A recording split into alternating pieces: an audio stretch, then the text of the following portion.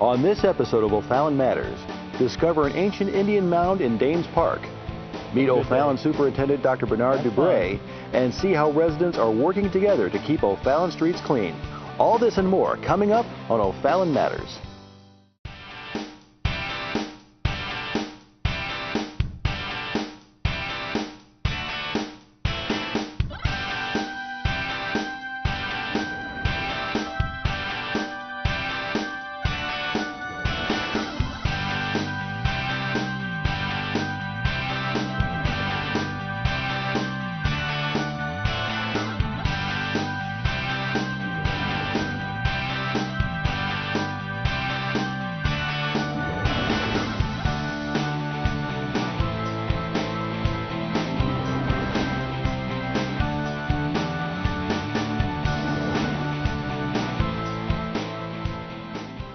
Welcome to O'Fallon Matters.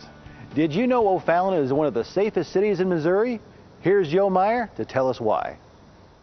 You'll be happy to know that the city of O'Fallon was named as one of the safest cities in Missouri by the SafeWise report in its recently released 50 Safest Cities in Missouri report. Well, without diminishing the work of the police officers, a lot of the credit has to go to the community itself, because my experience in policing is crime doesn't occur where people doesn't allow it to occur. In other words, in neighborhoods that are strong in their philosophy on nothing's going to happen in my neighborhood, crime doesn't occur because everybody's on the lookout and everybody's watching out for one another. To compile this report, SafeWise used the most recent FBI crime data from 2012 to analyze and rank these cities, which all have a minimum population of 4,000 people. O'Fallon, which ranked 17th overall, was listed as the safest large city with a population of 75,000 plus. Of course, O'Fallon now has over 80,000 people in it, but we still have a very, very low crime rate, and especially, and I'm happy to say, and if there was wood around here, I'd be knocking on it, but especially when it comes to violent crime. We are exceptional as far as the amount of violent crime that occurs in the city of O'Fallon.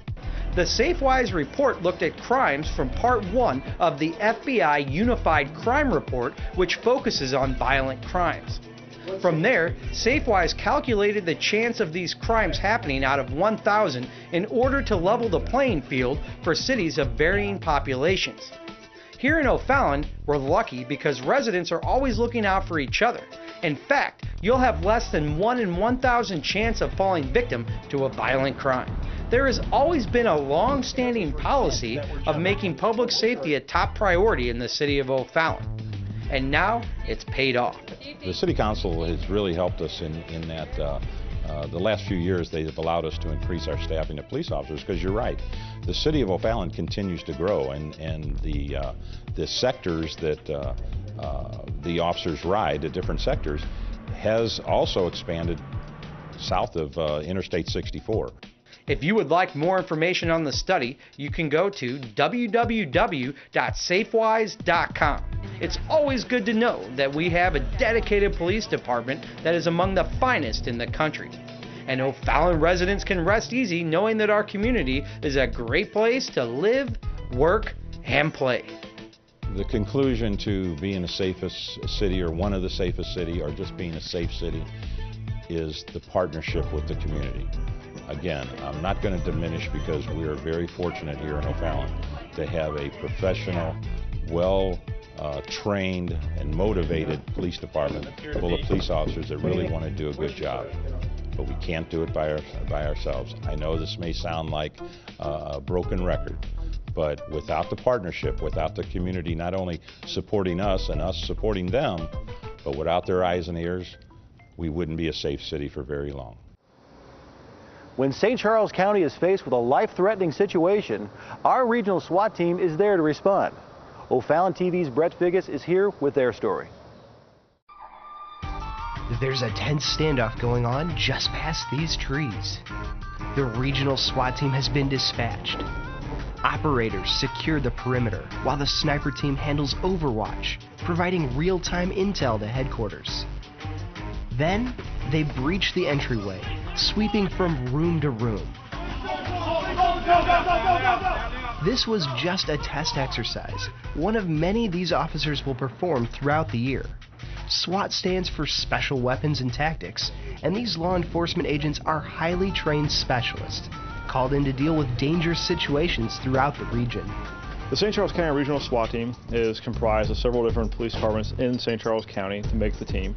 Anything that arises to a tactical level in law enforcement, high-risk search warrants, hostage situations, armed barricaded subjects, suicidal subjects, civil response disturbance, we are called in to assist with that for whatever requesting agency calls us.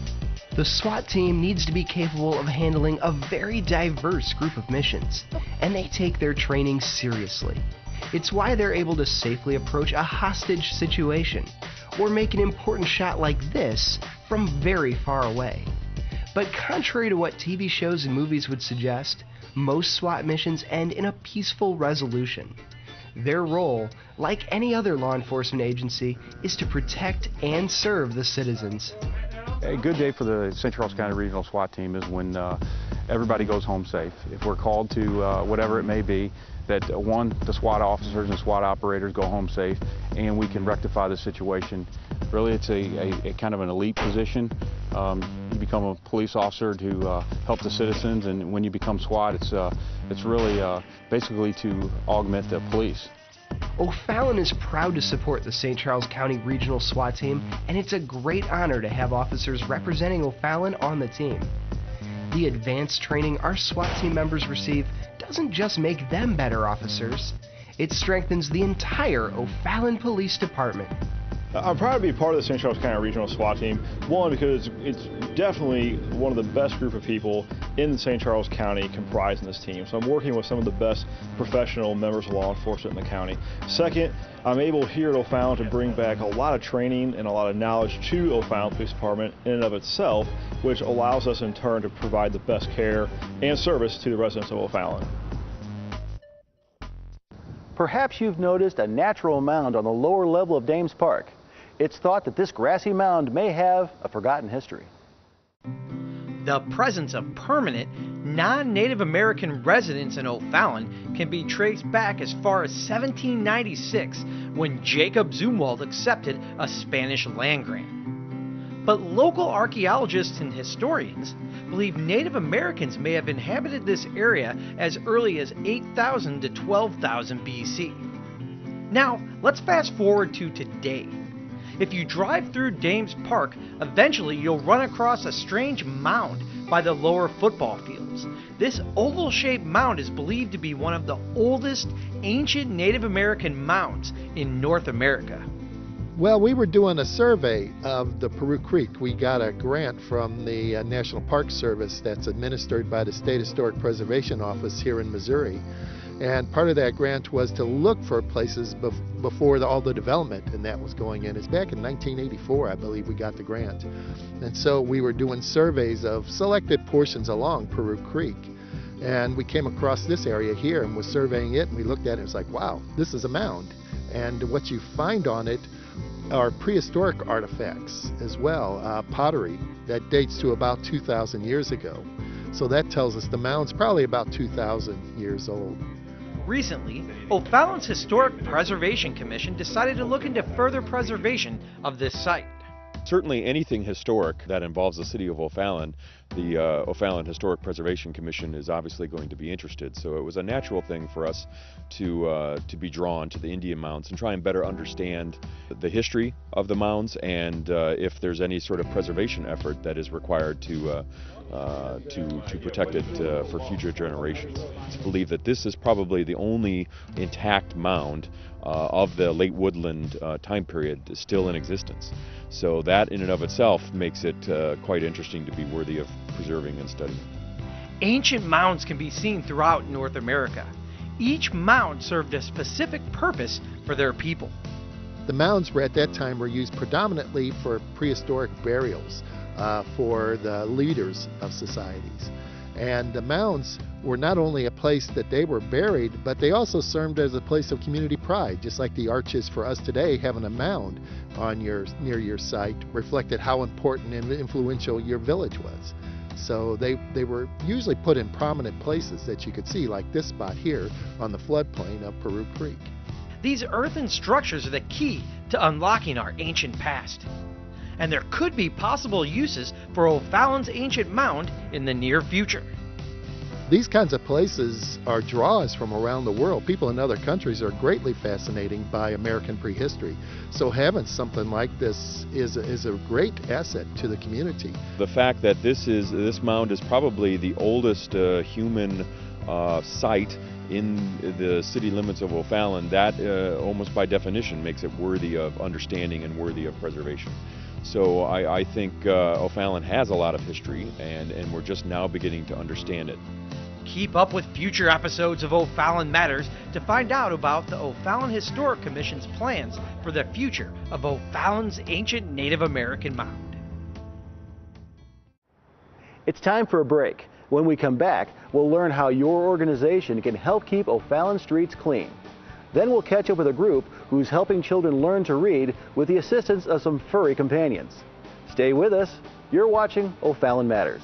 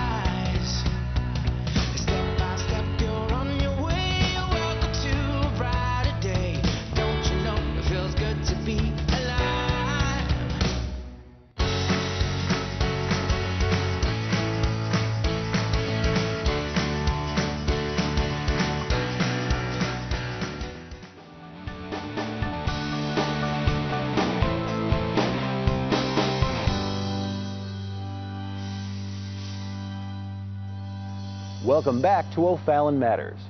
Now let's meet a school superintendent who has spent the majority of his career in the pursuit of excellence in public education for O'Fallon.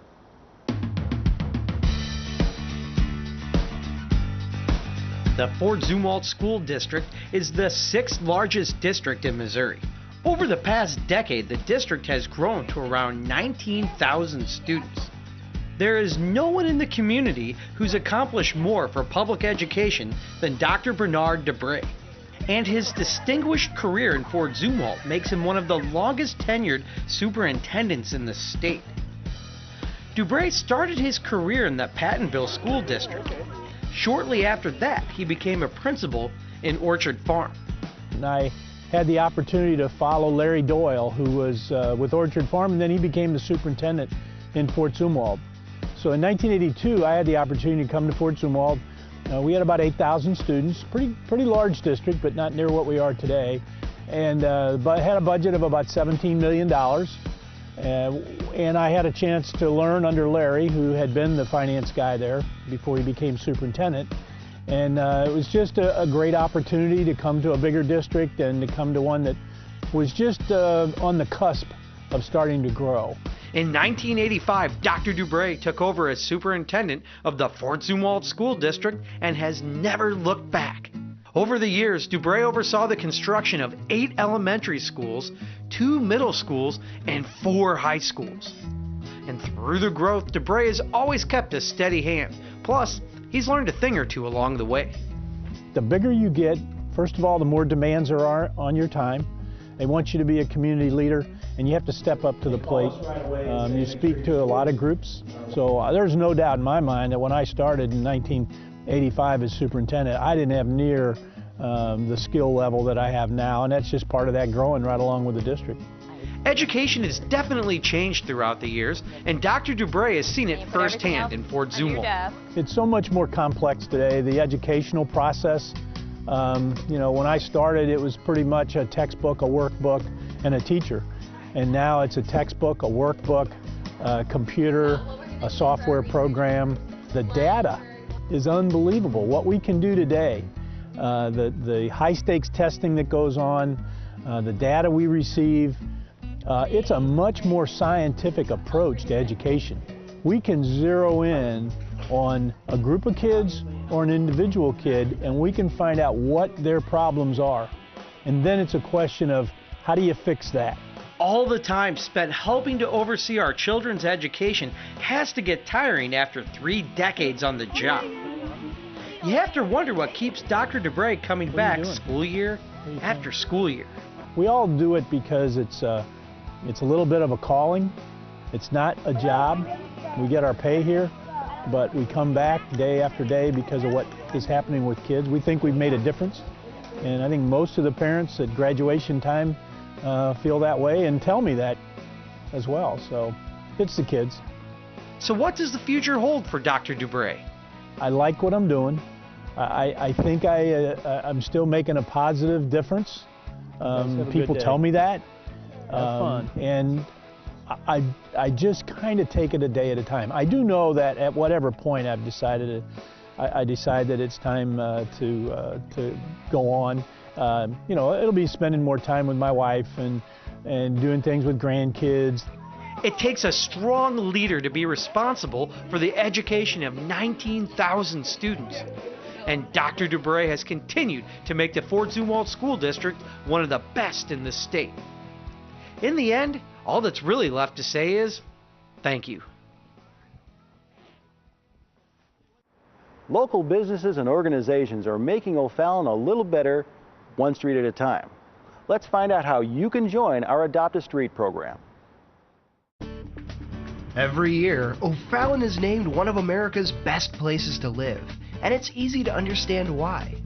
O'Fallon's beautiful neighborhoods and parks are part of what makes our community special, and we owe a great deal of thanks to the residents themselves for keeping them that way.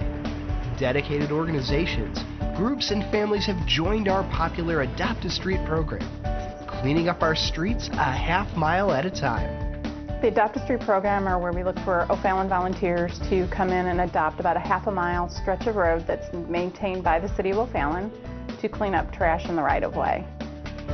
Groups like the Cornerstone United Methodist Church and the O'Fallon Chamber of Commerce volunteer their time to keep our roadways clean, working to create a better O'Fallon, not just for themselves, but for everyone in our community.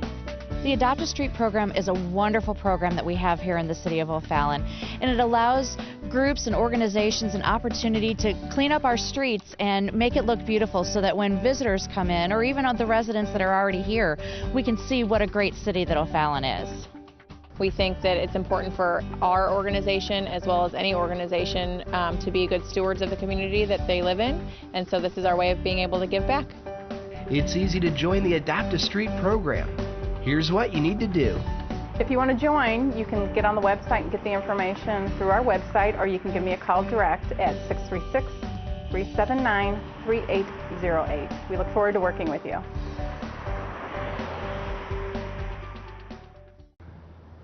Children are building up their reading skills and confidence throughout the St. Charles County libraries by reading to an attentive and fluffy audience. It's a boy threw a ball. When you're just beginning to build confidence in your reading skills, sounding out words in front of an audience can be scary. But if your audience has 4 legs, a big furry coat, and an even bigger smile, it makes it a whole lot easier. That's the idea behind the Tail Waggers program in the St. Charles County Library District. Kids can bring in their own books to read or help themselves to a book from the library. And these certified therapy dogs adore all of the attention. It's a fun way to promote literacy, which is probably why our libraries love the program. I love seeing the kids come in with books. They're excited about reading. They're excited about being with the dogs, and I love seeing that. I think it really gets kids into the library. I guess it gets them excited about literacy, and that's what we're all about. These dogs and their owners are members of a program called Love on a Leash. The St. Charles chapter has 23 members, and they've been all over the county. These wagging tails have brought joy to hospitals, special education classrooms, and assisted living facilities throughout the area. And libraries are a natural addition. We got a call from the district librarian of St. Charles, and they were really excited about getting our dogs started coming to the library. They've got children from kindergarten to 5th grade who they thought it would be a good idea for them to practice their reading skills with the dogs. The dogs don't judge, they don't correct. It's, the children can sit real close with the dogs and just, read them a book and practice their skills. So it's really been working out really well. Love on a Leash has made it their mission to bring a fluffy kind of love into the lives of people in the community.